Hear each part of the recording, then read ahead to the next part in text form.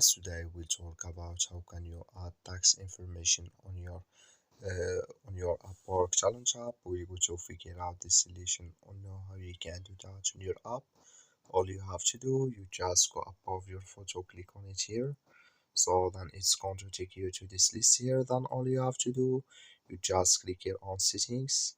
So when you click on settings, it's going to take you to this list here. Then all you have to do, just click here on tax information here. So then it's going to take you to this list. So before that, it's going to show for you a list. You just switch into open video here.